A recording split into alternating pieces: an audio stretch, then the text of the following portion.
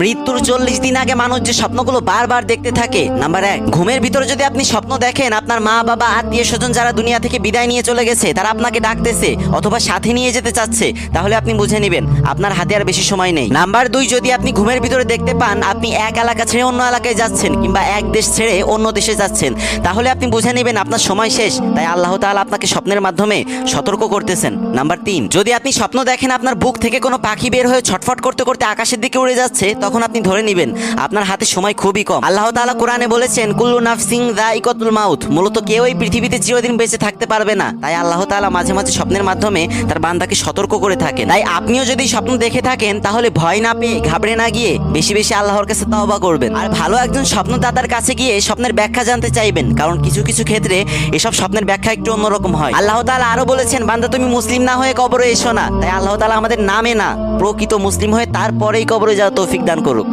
আমিন।